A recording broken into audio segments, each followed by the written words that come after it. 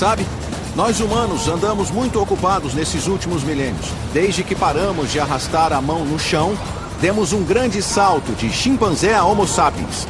Fizemos muita bobagem, isso é certo. Mas também criamos umas coisas muito legais. E isso me fez pensar. Daqui a milhares de anos, quando estudiosos olharem para trás para fazer uma lista das invenções mais transformadoras e importantes da história da humanidade, o que será incluído nela? A lâmpada elétrica? O motor a vapor? O motor de combustão interna? O avião? O automóvel? E, é claro, o pão fatiado. Mas bem lá em cima, no panteão, junto com todas essas coisas, existe uma inovação mais recente, uma nova invenção que surgiu do nada e em pouquíssimos anos passou pelas nossas vidas como um verdadeiro tufão. A invenção em questão, é claro, é a World Wide Web. Um universo incrível e surrealista que gerou grandes fortunas, sustentou inúmeras indústrias e mudou a maneira com que o mundo trabalha, brinca, se comunica, faz compras e até como se apaixona. Meu nome é John Heilemann e estou aqui para contar a história da ascensão da rede, da obscuridade para a ubiquidade global. É uma história que conheço como a palma da mão, pois como jornalista assisti da primeira fila desde o início. Durante mais de uma década estive bem aqui no Vale do Silício, testemunhando de perto os momentos que deram forma à era da internet. Essa era começou com uma luta de poder feia para decidir quem controlaria o futuro da rede emergente. Jim Clark começa a socar a mesa e dizer: precisamos abrir o capital da empresa e temos que abrir agora mesmo. Naquele pregão, eu faturei 663 milhões. Uma luta que terminaria numa batalha épica dentro de um tribunal. Eu não faço ideia do que está falando. E que para sempre seria lembrada como a Guerra do Navegador. Éramos como um animal espantado com a Microsoft à nossa frente, dizendo: o que a gente faz, o que a gente faz. Nós chamamos todo mundo para ajudar. Isso não é um treino. Vão esmagar a gente, vão esmagar a gente. Nós temos que destruir essa empresa. A internet. Guerra dos Navegadores.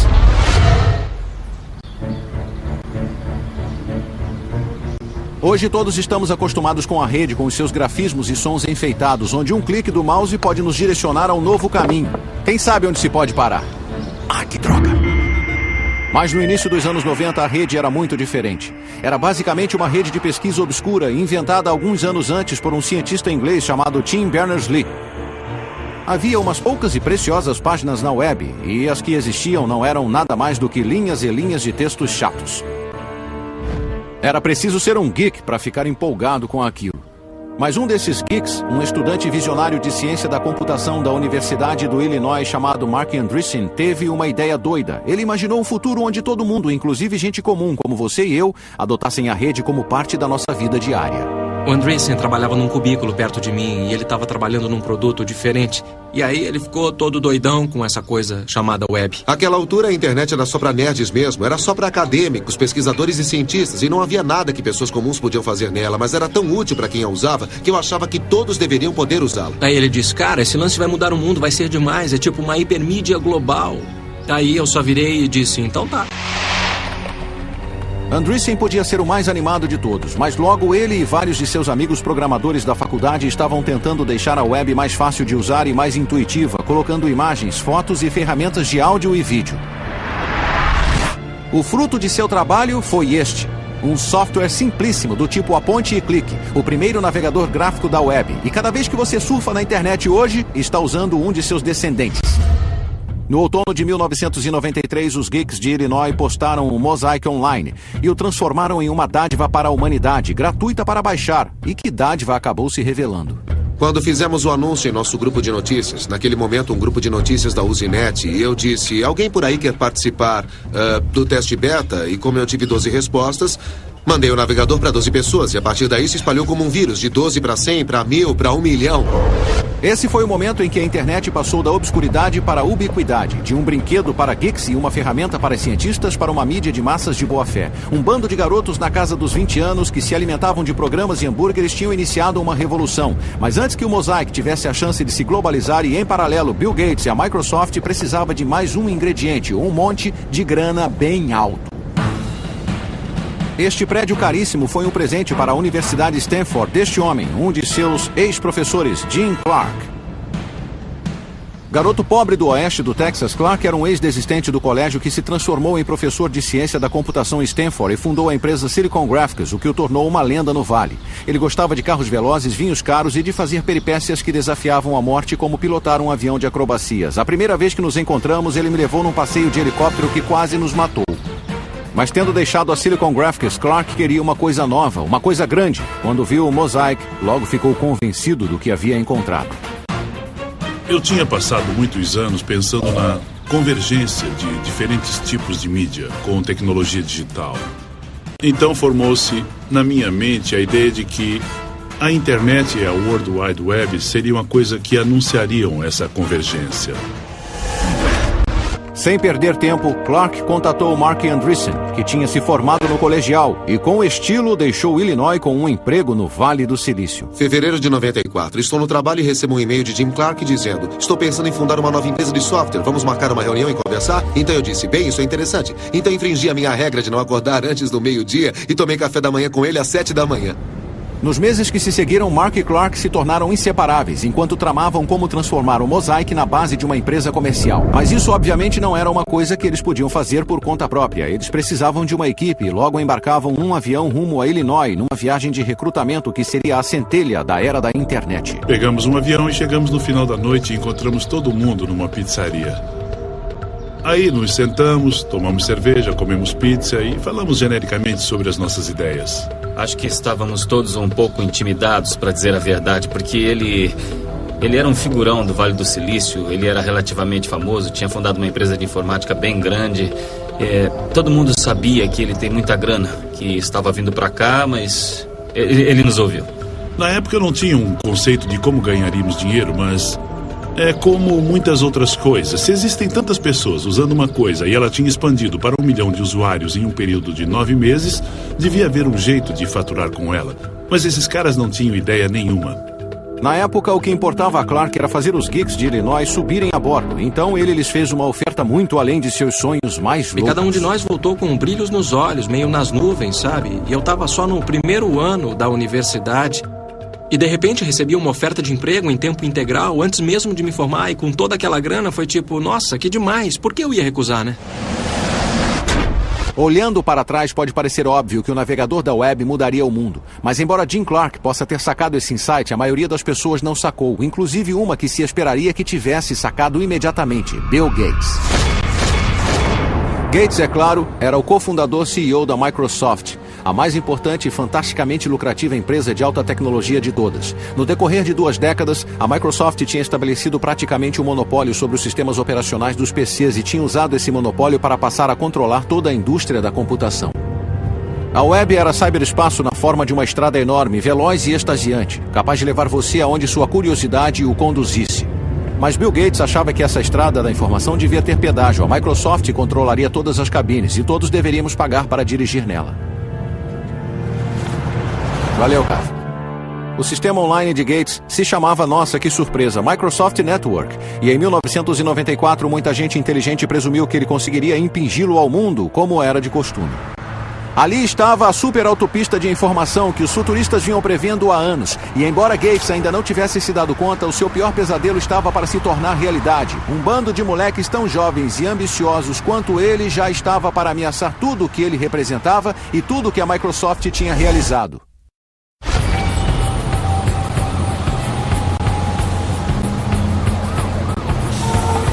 Brilhante, usuário de óculos e obcecado por computadores desde a infância, a jornada de Bill Gates para se tornar a figura mais importante da tecnologia começou em 1975, quando aos 19 anos ele largou a Harvard para fundar a Microsoft com o seu colega de ginásio Paul Allen.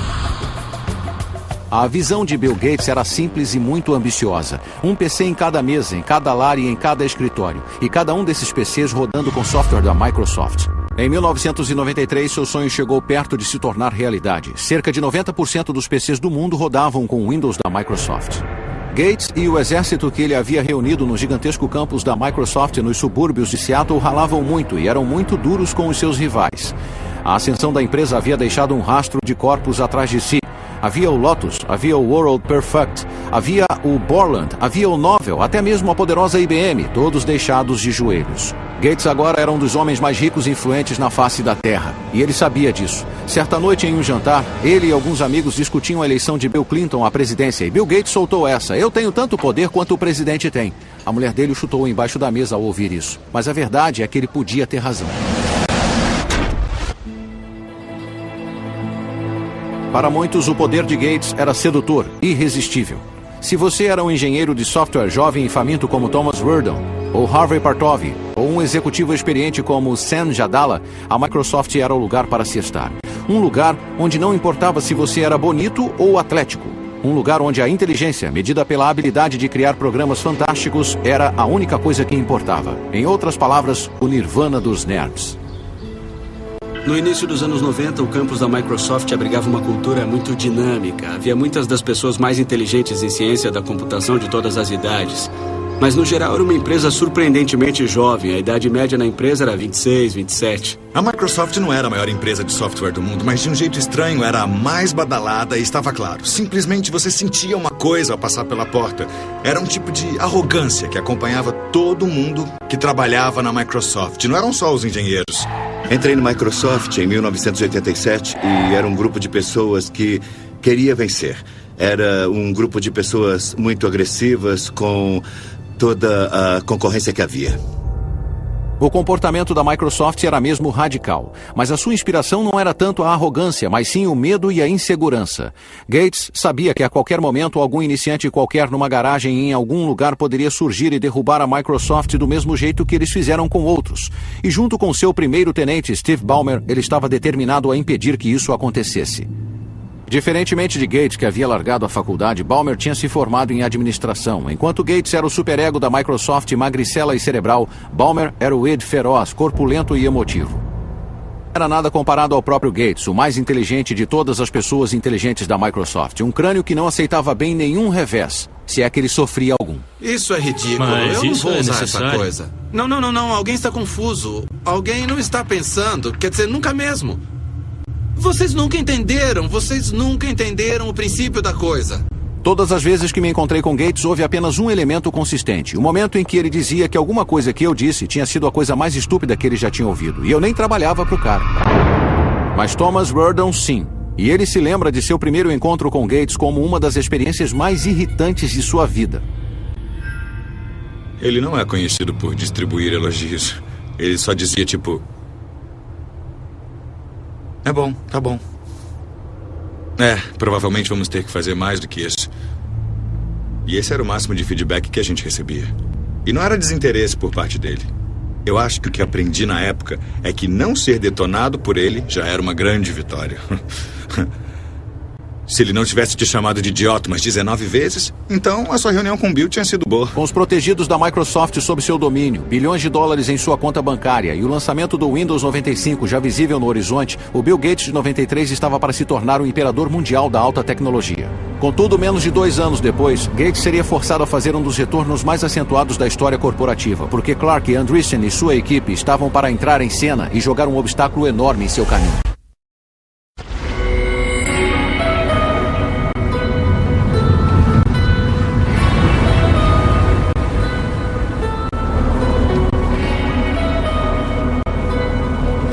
Algumas partes do mundo sempre foram ímãs para certos tipos de pessoas. Los Angeles atrai atores, Las Vegas atrai jogadores e Paris atrai artistas. Esta faixa de 50 quilômetros entre São Francisco e São José sempre foi um ímã para, digamos, aqueles com inclinação para a tecnologia.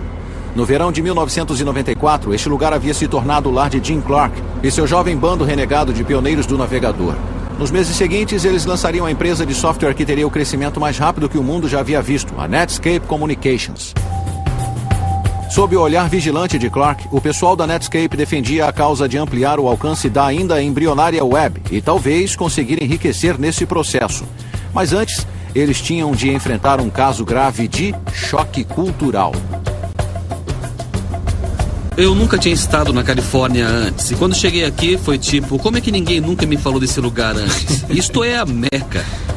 Aqui é um tipo de Disneylândia dos geeks deste país. E também foi uma estratégia brilhante pegar um monte de caras, tirá-los de sua zona de conforto e jogá-los dentro de uma nova empresa, porque não fazíamos mais nada além de trabalhar. O plano era simples. Em Illinois, a gangue tinha criado o primeiro navegador gráfico da web, o Mosaic. Agora eles trabalhariam como doidos para montar um novo navegador com base nele e transformar a internet no futuro do comércio e da comunicação. Era só mais um dia comum de trabalho, certo? Eu acho que a missão, segundo foi comunicado a mim e ao resto do grupo, era tomar o mundo o mais rápido possível. Sabe, nada gigantesco, nada grandioso. Era só ir até lá e fazer um software tão atraente e tão legal que você teria de ser um idiota para não querê-lo. Mas todos na Netscape sabiam que o tempo era crítico. A cada dia que passava, a web se tornava mais popular. O receio era que outra empresa mais poderosa visse o seu potencial e lançasse um navegador antes que a Netscape tivesse essa chance. Trabalhava em ciclos de 36 horas, então eu trabalhava umas 24 horas e dormia umas 12 horas. E praticamente só comia balas e tomava soda limonada. Depois que começamos, predominou um grande senso de urgência. Porque todos nós sabíamos que não seria difícil. E eles tinham razão em se preocupar porque em Seattle, apesar de Bill Gates ainda ter as suas dúvidas sobre a web, alguns funcionários já sabiam da Netscape. Thomas Reardon, em certo momento, contatou a jovem empresa para farejar informações e descobriu que, apesar de seus temores, a Netscape em público emitia outra vibração, a de suprema arrogância. Sabíamos da existência deles à distância, então eu telefonei, falei com o executivo de lá e, basicamente, o cara me mandou plantar batata. E eu pensei, nossa, os outros para quem eu ligava reagiam tipo, a Microsoft tá ligando. A Netscape, 15 minutos depois, me mandou, não estamos interessados. E não se limitou a isso não, porque depois veio um nem pense em ligar de novo. E quando você trabalha na Microsoft, você acaba ficando acostumado a ser o senhor da indústria e todo mundo acaba venerando você em algum momento. E nada. Ficou claro que culturalmente a Netscape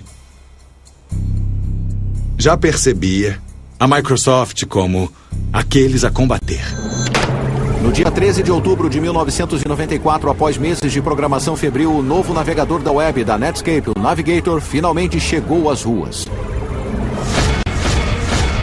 A partir desse momento, o conflito era inevitável e a Netscape no papel de Davi e a Microsoft como o pujante Golias. Você pode não achar que Davi teria muita chance nessa luta, mas desde que foi lançado o Navigator, o navegador da Netscape fez sucesso instantâneo. Na noite do lançamento, ocupamos uma das salas de conferência, montamos um computador para acompanhar os downloads e criamos um efeito sonoro, um tiro de canhão, cada vez que alguém baixasse o software. E depois de um tempo parecia uma guerra, porque não paravam, os tiros de canhão eram contínuos. Em pouco tempo, a web se espalharia como fogo de palha por todo o globo. A era da internet havia começado e não tinha nada a ver com a Microsoft. Não se tinha visto nada parecido na história do software. Em 30 dias... 90% das pessoas que estavam na web mudaram do Mosaic para o Navigator. E isso não acontece nessa área. Nunca, nunca, nunca. Num dado momento, a Netscape teve 1 milhão de downloads.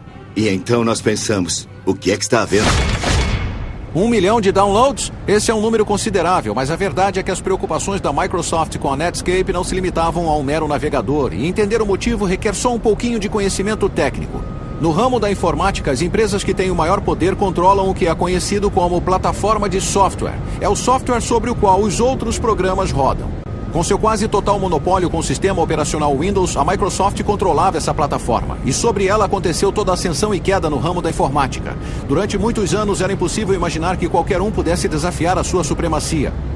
Mas então os muitos rivais de Bill Gates no Vale do Silício começaram a imaginar um futuro diferente, no qual o navegador poderia ser uma plataforma alternativa, onde você poderia satisfazer todas as suas necessidades online, e assim nivelando a concorrência na indústria e transformando o Windows, o software mais rentável na história do homem, totalmente irrelevante. De repente nos demos conta disso. Uau, a blindagem tem um ponto fraco. Existe um jeito de alguém derrotar a hegemonia do Windows. E existem outros programas que podem se popularizar e, de repente, nós podemos perder a nossa posição de liderança. O sucesso repentino da Netscape não passou despercebido para a Microsoft. De repente, Bill Gates entendeu não só a importância da web, como também a escala de sua própria estratégia e a necessidade de ratificá-la. Imediatamente. Certa vez, tarde da noite, Gates sentou-se ao seu computador e redigiu um memorando de convocação intitulado A Onda de Maré da Internet.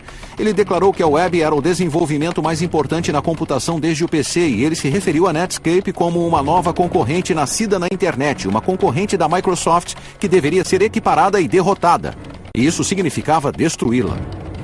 E houve uma guinada na rota. Todo mundo agora mesmo. Não na semana que vem, nem no mês que vem, mas a partir de amanhã. Deem um jeito de fazer mudanças. Bom, a mensagem de Bill para a empresa era: vamos procurar muitos jeitos novos de travarmos essa nova batalha. Dá para dizer que esse foi o início da Guerra do Navegador.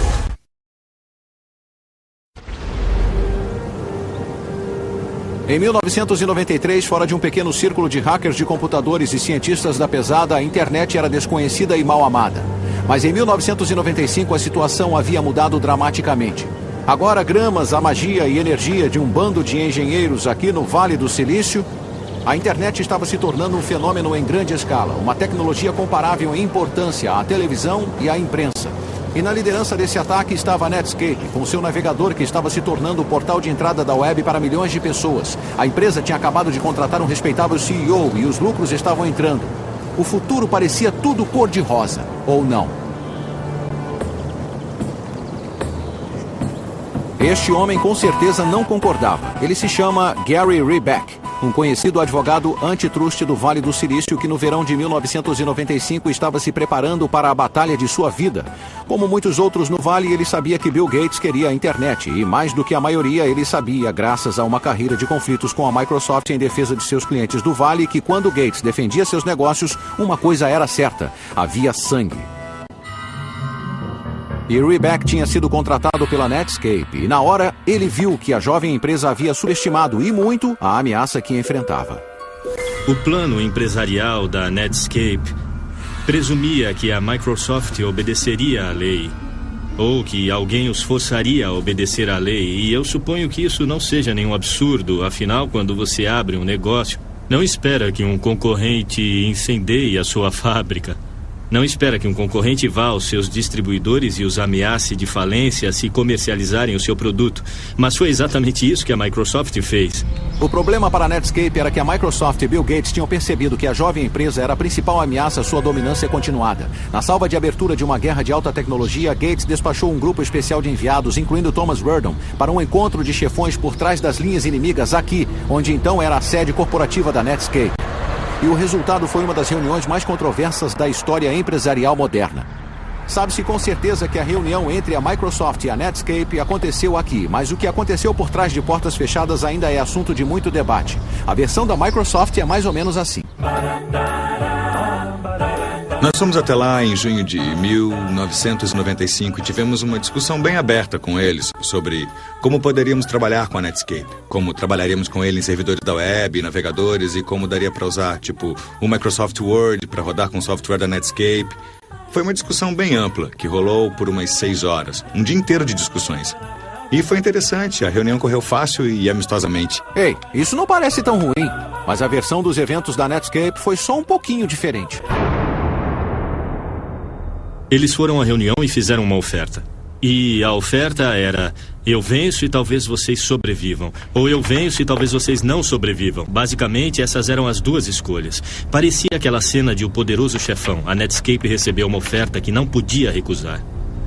Eu era um bebê, e eu e alguns dos outros garotos fomos lá, e ao estilo do Poderoso Chefão, ameaçamos a Netscape. Isso é um absurdo, é descaradamente absurdo. A Microsoft nos ofereceu $1 milhão por acesso ilimitado a toda a nossa tecnologia, e esse era um montante total da oferta. Então, essencialmente, eles disseram: compraremos toda a sua empresa por $1 milhão. Peguem ou larguem, mas se largarem, nós vamos copiar tudo o que fizerem. Eu me lembro de ter pensado na hora: se isso não é ilegal, deveria ser. Se as afirmações da Netscape fossem verdadeiras, isso significava que a Microsoft tinha infringido a lei antitruste americana, para ser exato. O objetivo da lei era restringir o comportamento de empresas detentoras de monopólios, e a maioria dos especialistas não concordava que era isso que a Microsoft tinha com o seu sistema operacional Windows. Poucas horas depois da reunião, a Netscape pediu a Gary Reback que alertasse o Departamento de Justiça americano sobre o ocorrido e começasse a estabelecer as bases para um processo contra a Microsoft. Mas Thomas Werdon farejou algo estranho. Por que a Netscape tinha um advogado antitruste? E não era um advogado qualquer, mas era o lendário Gary Reback, o cara que ficou famoso por perseguir a Microsoft por anos, tentando incitar o governo a abrir um processo contra a Microsoft. E aí, eu sabia que tínhamos sido enganados. A reunião tinha sido uma armação. Uma teoria paranoica? Sem dúvida. Na época, a Netscape era a empresa jovem de alta tecnologia do momento. Então por que precisaria armar contra a Microsoft? Em Wall Street, analistas e banqueiros tinham começado a cantar louvores, falando do futuro brilhante que haveria se a Netscape se tornasse pública. Analisei as projeções para a Netscape e me dei conta de que havia uma chance dela se tornar a empresa de software de crescimento mais rápido do mundo. Jim Clark começa a socar a mesa e dizer: temos que abrir o capital da empresa e temos que abrir agora mesmo. E todos na sala ficaram dizendo: sério? Tem certeza? Praticamente dava para prever que teríamos entre 60 e 80 milhões em faturamento naquele ano. Espera um pouco aí. Só um minuto, vamos pensar nisso. Antes da Netscape, a regra real em Wall Street era que uma empresa precisava de pelo menos 1 ano, de preferência 2, de crescimento estável nos lucros antes de sequer pensar em se tornar pública. Mas a Netscape, em agosto de 1995, só existia há 1 ano. Não tinha nem um centavo de faturamento e não fazia a mínima ideia de como obtê-lo. E como Jim Clark me contou, o motivo pelo qual ela queria ir a público tão rápido era porque precisava de uma sorte gigantesca para construir o maior iate computadorizado do mundo. Então, sob essas circunstâncias, abrir o capital era uma loucura da Netscape, certo?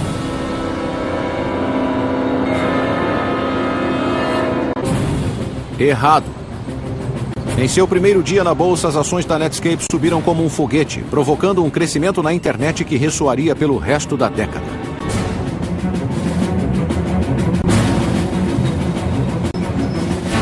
Eu estava no meio do pregão e fui falar com o nosso representante, David Slane, e com o Matt da Solda, que administrava os nossos investimentos. E ele parou na minha frente e impediu que eu chegasse perto do Dave. E eu perguntei: o que é que está havendo? E ele disse: estamos com um volume enorme de negociação de ações e o Dave precisa se concentrar ao máximo. E começamos a ver a maior negociação inaugural de ações e a maior valorização de todas. E a gente pensou: puxa, as pessoas gostam mesmo da gente. A internet passou do nada à maior história a chegar à mídia e à consciência do consumidor em toda a história. E então, naquele momento, a atenção que nós recebemos caiu fora da escala. Eu tinha investido 5 milhões na empresa. E no final daquele dia, naquele pregão, eu faturei 663 milhões. O suficiente para Clark comprar o seu iate. E para a Netscape se tornar uma empresa pública com ações que valiam $120 e uma empresa com um valor de mercado de mais de 2 bilhões. Os engenheiros da Netscape, jovens na casa dos 20, agora eram nerds famosos e podres de ricos. E é claro que isso lhes subiu a cabeça. E no alto de suas viagens eles começaram a pensar que eram invencíveis. Eles até tratavam os seus aliados com arrogante indiferença. E os seus inimigos? Havia um em especial. Eles violaram uma das regras mais sagradas do Vale do Silício. Não faça sombra no gigante. Nos dias em que ninguém mandaria a Microsoft se catar, lá ia Marc Andreessen à imprensa, repetidamente desdenhando a empresa. Marc Andreessen deixou muito claro em muitas ocasiões que ele não achava a Microsoft grande coisa, não achava que o software da Microsoft era de qualidade e achava que o Windows estava morto. O Windows será um conjunto de drivers de dispositivos mal depurados. Essa é uma das suas declarações mais notáveis. Um conjunto de drivers de dispositivos mal depurados? O que isso quer dizer? Para as pessoas que falam a nossa língua como você e eu, não parece tão ruim. Mas se você é engenheiro, o tipo de pessoa que fala geek, o comentário de Marc Andreessen foi o equivalente a xingar a mãe de Bill Gates.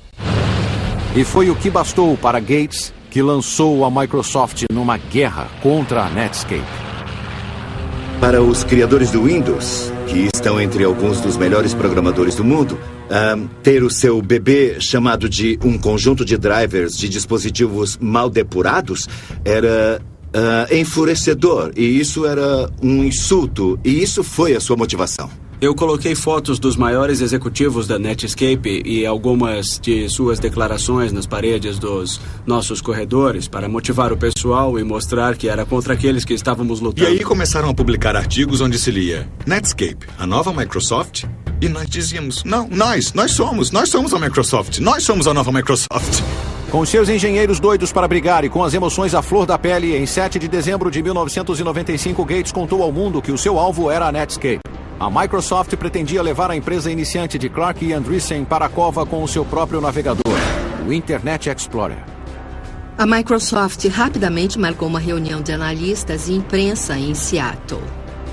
E eles fizeram isso de propósito no dia do aniversário do ataque a Pearl Harbor. Foi chamado de Dia de Pearl Harbor e a ideia era que atacariam a Netscape com tudo o que eles podiam. Todos na Microsoft, todos os grupos, todos os produtos estavam alinhados e concentrados na luta contra a Netscape. E poderíamos dizer que estávamos concentrados na internet, mas era contra a Netscape. E era isso, era só o que importava. Chamamos todos para ajudar. Isso não é um treino. Temos que destruir essa empresa. O tráfego na autoestrada da informação aumentava rapidamente e Gates acabou largando mão. Despejou milhões de dólares na web e transformou o Internet Explorer numa causa essencial na Microsoft. O gigante adormecido acordou, foi isso que ele disse. E agora a Netscape estava para encarar um mundo de problemas. Então talvez, apenas talvez, tenha sido um erro fazer sombra no gigante e irritá-lo. Talvez Andreessen devesse ter sido só um pouquinho menos confrontador. Se quiser falar sobre isso com outras pessoas, por mim tudo bem. Mas eu acho que eu vou passar. O Andreessen ter anunciado que o Windows seria irrelevante, eu acho que não foi uma boa ideia.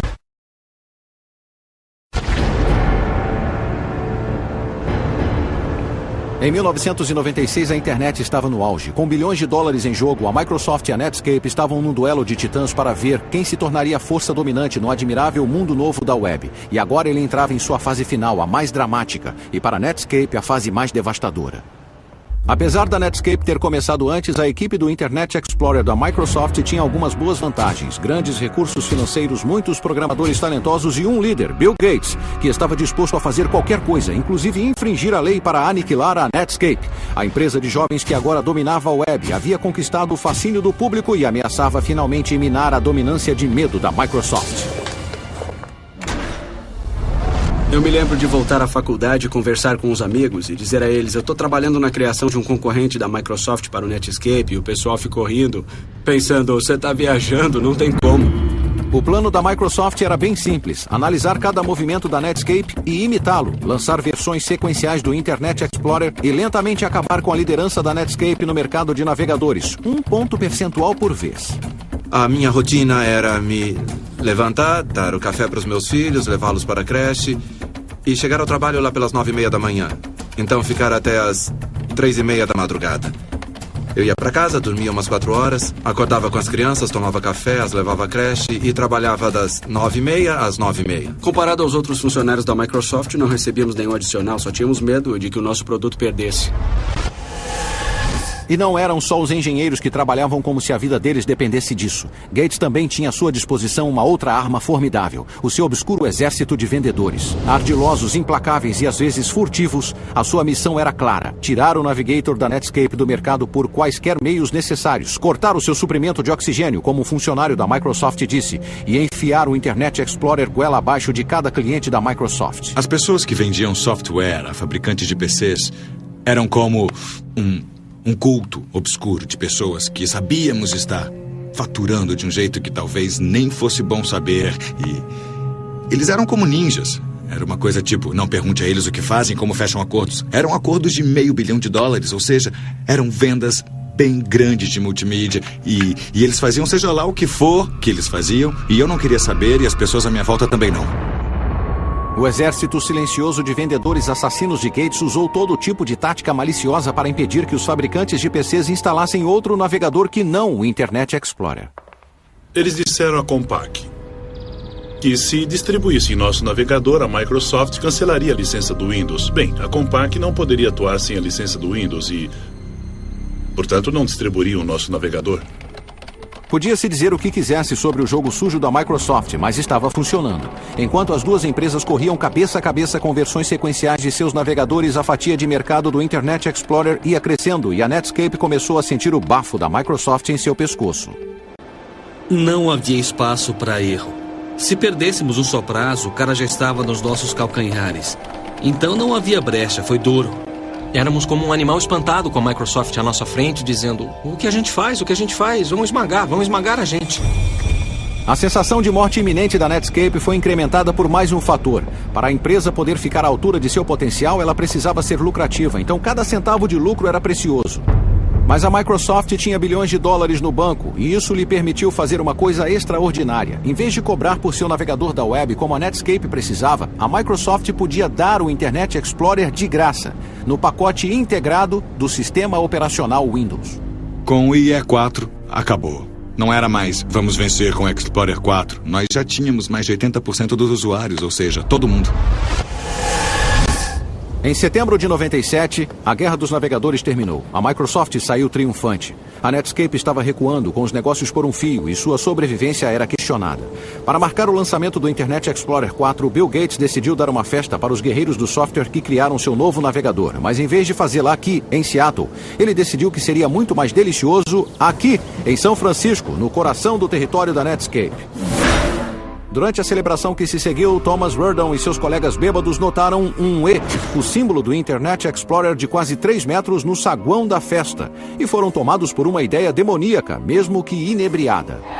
Decidimos içar aquele E enorme, pesando centenas de quilos num caminhão, e nós não conseguimos prendê-lo de jeito nenhum. Depois de prender o E gigantesco na caçamba do caminhão, os funcionários bêbados da Microsoft pagaram um motorista para levá-los até o Vale do Silício.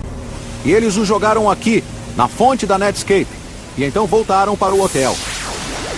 Uma brincadeira infantil? Com certeza, mas também muito significativa. Daquele momento em diante, a Netscape só declinaria. Um ano mais tarde, a sua fatia de mercado, agora na casa de um único dígito e caindo, a empresa que anunciou a era da internet foi comprada por uma empresa muito maior, mas muito mais careta, a AOL. Nós tínhamos a sensação de fazer uma coisa que duraria, e aí sermos incorporados pela AOL foi uma sensação bem ruim. Acabou, já era, não vai durar. E isso foi bem difícil.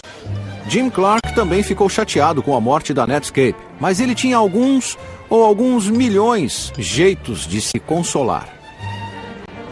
Eu havia investido 5 milhões na empresa e faturei quase 2 bilhões. Isso foi um pouco além do que eu precisava. Um pouco além.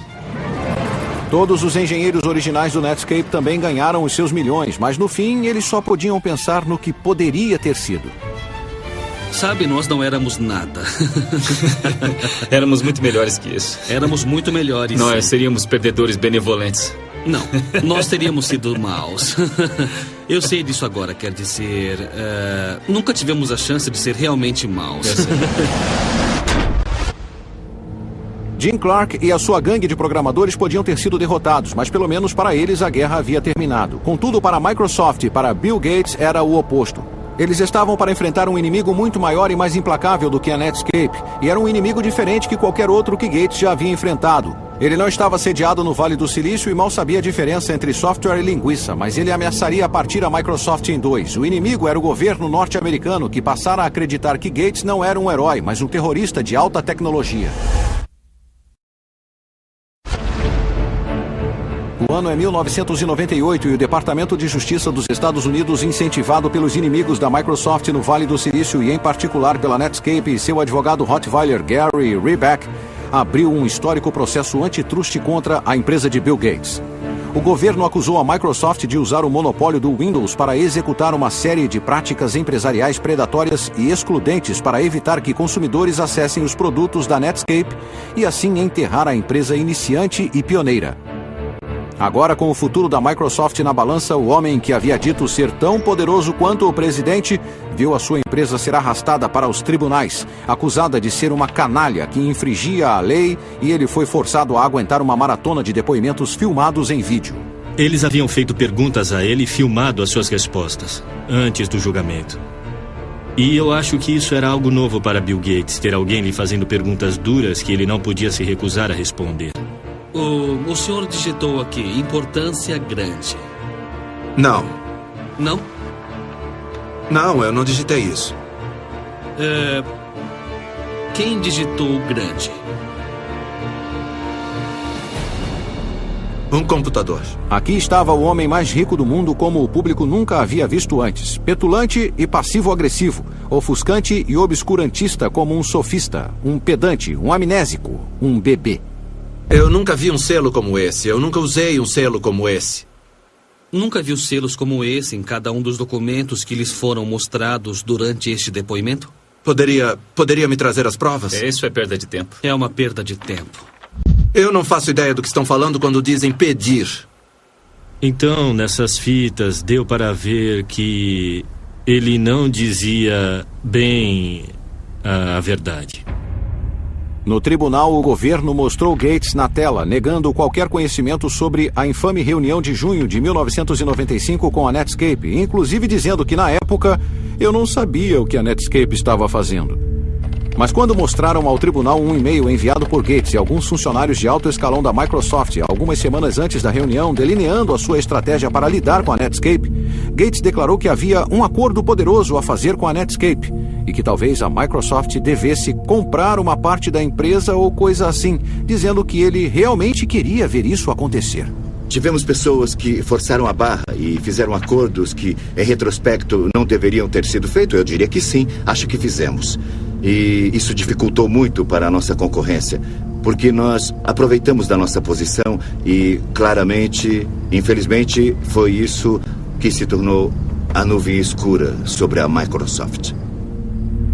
Ter um processo anticompetitivo aberto contra nós significava que o que estávamos tentando fazer era pior para os consumidores, mas em meu trabalho diário eu sempre quis fazer um produto melhor, para que as pessoas que eu conhecia, minha mãe, o meu irmão, os meus amigos, usassem o meu produto porque ele era melhor. Em junho de 2000, o juiz federal encarregado do caso da Microsoft deu o seu veredito final. Culpada, culpada, culpada. E ele recomendou que a empresa fosse dividida, fazendo com que o seu valor na bolsa caísse 30 bilhões de dólares da noite para o dia. O veredito fez com que a equipe do Internet Explorer caísse das alturas para o chão. Mas foi mais duro ainda para o próprio Gates.